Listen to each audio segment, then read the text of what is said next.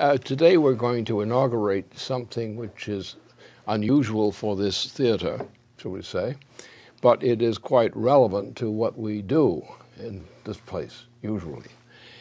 The subject itself is one of the greatest accomplishments in science in, well, the past century or so, and that is the development of the principle of Vernadsky and company, as others, which come into what is music, what is musical composition, what are the principles of it, what is the relationship of this to physical science, what is this relationship of this to the way in which mankind should organize his and her affairs. And he will start this right now, and we will have, he will give you a full presentation of what the subject is, and then we shall have the fun after that of commenting on these matters. Good. Well, I think that the subject of our discussion can come under the heading today of escaping the prison of sense experience. And as you've said many times now recently on this forum and also in some recent writings, the best means by which we can escape the walls of sense experience as such is via classical art, and specifically classical music, as performed and understood by Wilhelm Furtwängler especially. Wilhelm Furtwängler was a conductor in the first half of the 20th century, and just as a cautionary note, the standard of Furtwängler is the key to this, that we are not discussing classical music as it's conceived of as today, the kind of entertainment that you usually get over the radio. But this is a standard, a rigorous standard, which has the quality in and of itself of scientific principle, which is unfortunately lost in our culture. After 2 to 3 generations of a real degeneration, most people in our culture today have lost a living connection to the understanding, to the experience of what the Furtwängler principle is. And it's precisely this. I would call it the Furtwängler principle, because the principle which he expressed repeatedly, not only in his performances, but also in his writings, is not only a principle which must inform how music should be performed and understood, but in fact, the Furtwängler principle is a universal physical principle which must inform and redefine our view of the entire ontology of the physical universe as such. Now, just to introduce the subject a little bit here, what is this phenomenon that we describe as the Furtwängler principle? What is it that makes Furtwängler's performances so characteristically unique? It has been described by Mr. LaRouche that his first experience of hearing a recorded performance of a symphony, in this case a Tchaikovsky symphony by Furtwängler, after the conclusion of World War II, while he was stationed at an army base outside of Calcutta, was that of total shock, something completely distinct from anything that he had experienced before. And I believe the way you described it was being practically pulled off of your chair physically by the relentless suspension of this performance from opening to close, a remarkable coherence of the entirety as a unity, a total unity from the beginning to the end. Also, this has been described, another conductor who had the experience of sitting in on rehearsals of Furtwängler's when he came to Milan, described this as an electric tension which would pervade the orchestra pit when Furtwängler would even walk in. And it's a tension which was all-pervasive, which pervaded not only the tones as such, but the silences between the audible tones, when there's no sound. And then most recently, Lin has described this as the pre-tone and the aftertone, which one hears in the mind as distinct from the audible tone as such, as heard in the ear. And one more, I think, just to show Furtwängler, actually, his predecessor and his mentor was a conductor named Arthur Nikisch, who he grants much of his experience or his own taste of what this living principle was, having heard Nikisch's conducting. Nikisch was described as a conductor who was able to give an ineffable, indefinable, mysterious feeling which existed between the notes. And I think this is, as Lynn has repeatedly emphasized, the idea of what happens between the notes is this characteristic phenomenon which we hear in Furtwängler's music. And for the sensitive mind, for someone who has not been made mentally deaf and their soul has not been crusted over by the popularity of classical music and a generally cynical culture which we have today, upon listening to a performance, a recorded performance, anything of Wilhelm Furtwängler, one will hear this immediately, and it will grab you too. And you will have invariably extreme difficulty in putting this into words, but that comes with the territory. That's part of the subject matter itself. But what I'd like to say is that it's this mystery itself which allows us to, as I said, peek into that world which lies outside the prison walls of our sense experience. Now, just to state directly what the implication of Furtwängler's discovery is, before exploring a little bit more in detail what Furtwängler's secret was, ontologically, if the mind can experience something other, something which is independent and comes prior to sensation as such, then that means that the mind is not contingent upon sense experience.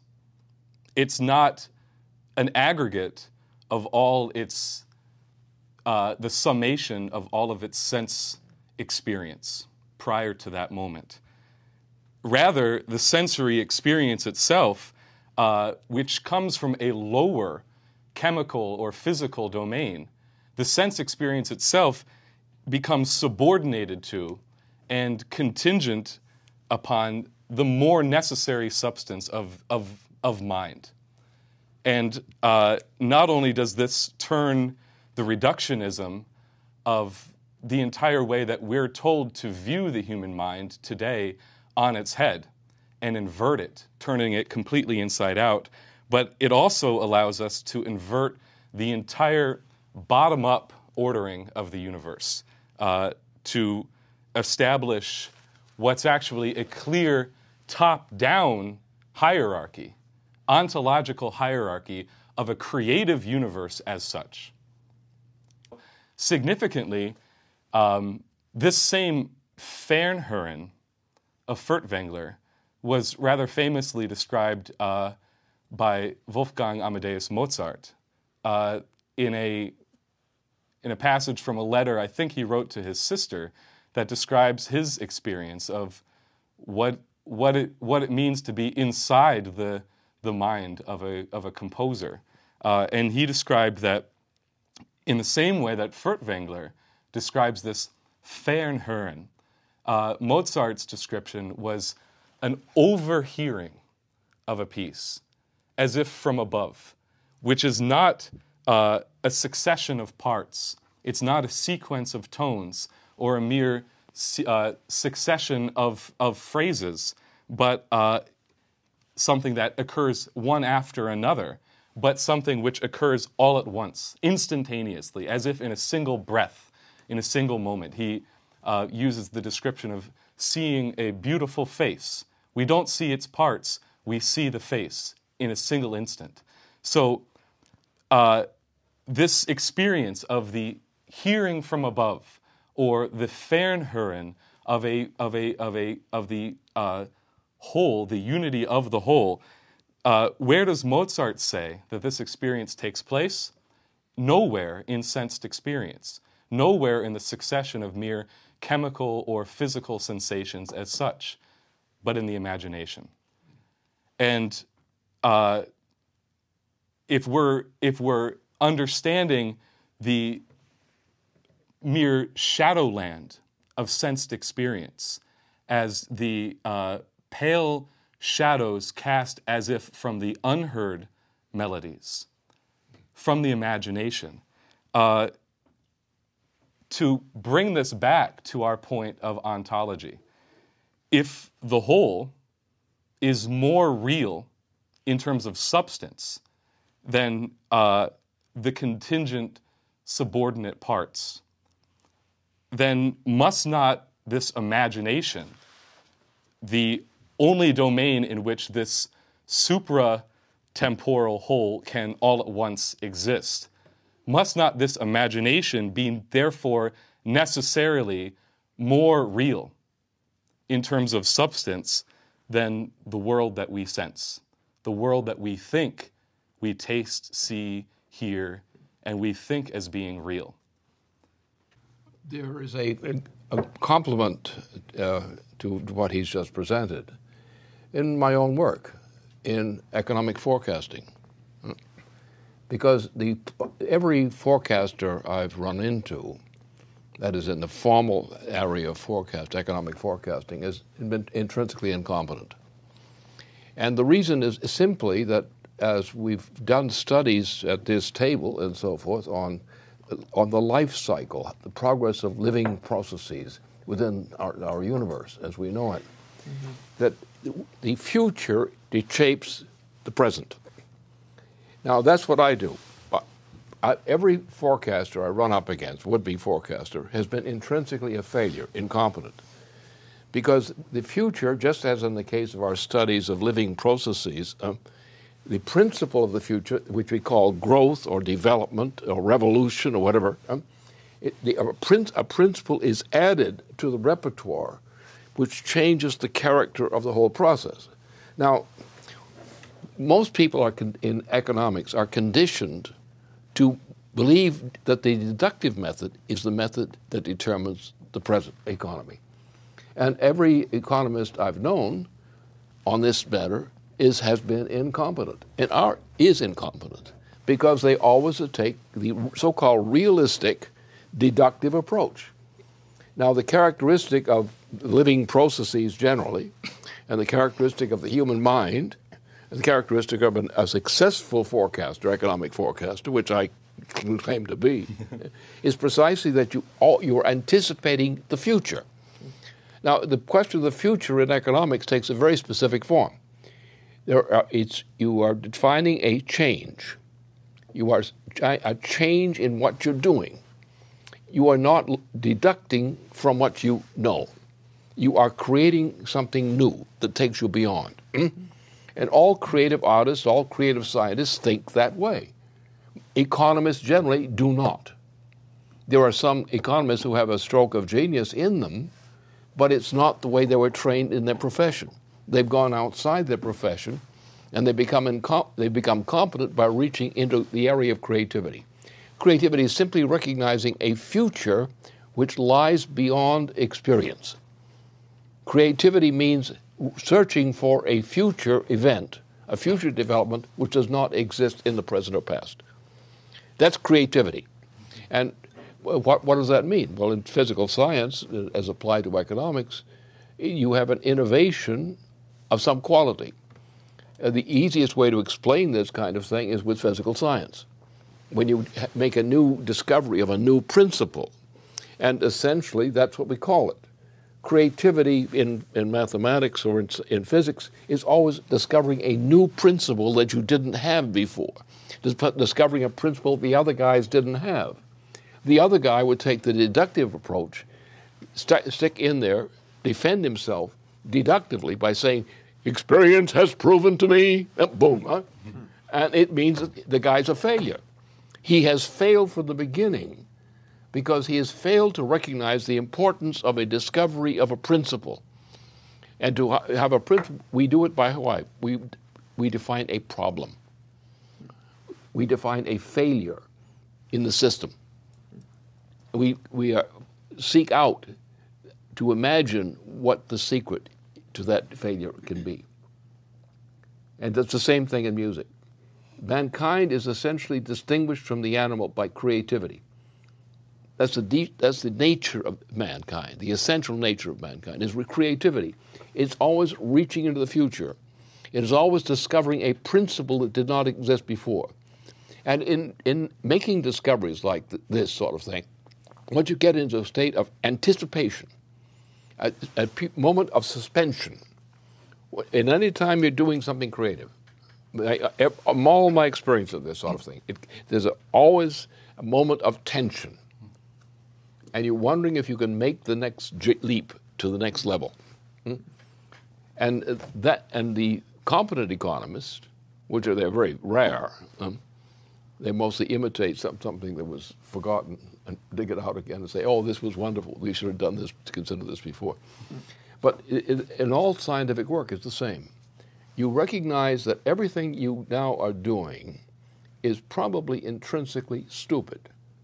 Not that it was stupid in the past, but that it is stupid going into the future. And if you cannot make that gesture of getting into the future as like a surprise, the effect of having a surprise, of a discovery, not only a surprise, but you realize it's valid, that it works, it can be used. And the same thing in music. The same thing as all classical artistic composition. And the problem with society is, in today's society, there are very few people who are capable of thinking creatively.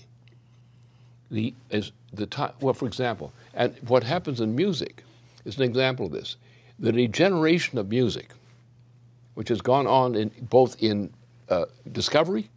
I mean, Brahms is almost the last scientist of music. There are other cases which reflect the same thing. But when Brahms died, music was almost dead, except for echoes from the recent past. And there was a long process. You had a period from Bach on, which was a great progress of discovery. And Bach is completely discovery upon discovery upon discovery. The same principle of forecasting. So the difference between man and the beast is like an accountant. The beasts think like accountants. And accountants often think like beasts. If you have to deal with one, you know that. So this principle of the future, the experience of the future as a change for the better, a change for advancement, a discovery of a new principle. And this is expressed concisely in work of Furtwängler. And all of us who have been exposed to Furtwängler, as I have, you always had this sensation. You know you're listening to the future. That whatever his subject is, you're talking about the future of that subject matter. Just as we should be doing in everything. But we live in a society which is highly decadent. There's not much intelligence. Even the so-called scientists aren't too intelligent these days. They get less and less so. There is a process of degeneration which is going on now, which is carrying us toward the threat of the destruction of the human species. We're close to that now. Why? Because we didn't discover, because we adopted looking to the past, or looking just to the present. Like an animal, not like a human being. You try to keep pace with current opinion. You try to fit in, which makes you stupid. And only with this sense of shame, of not being creative, the sense that you're doing the same old thing when you should be doing something new and fresh that solves problems, that opens the doors to things that you have never done before. Going to new planets, going into space, facing the problem of the defense of mankind in terms of the solar system. Something new, something fresh. Keep ahead of the process of deterioration and stagnation. I'm struck by how well music affirmatively creates a concept of this, you might call it outsidedness. It's obviously it creates affirmatively a very clear idea of creativity that you just can't do without it. The lessons we can learn from music are essential for scientific approach. And the lack of a classical musical culture is one of the major factors in the deterioration of science, because the concept of the universe as a whole becomes degraded to one of a world of senses, of sense impressions that are around us, and the ability to grab onto the true reality fades. So Planck and Einstein referred to this explicitly on the question of quantum mechanics, where in a discussion, the reference was made to Bach's fugues, that the standard idea of time, of sensory time, is going to have to go to resolve some of the most troublesome problems of modern physics. That the standard concept of time will not allow a resolution, say, of the quantum paradoxes. And the higher idea of time that we get from life, or most clearly in musical composition, that's going to be key to then resolving what might seem to be a physical problem, but one whose resolution can't lie in abiotic physics. There's no way in an abiotic laboratory that we're going to resolve quantum physics, for example.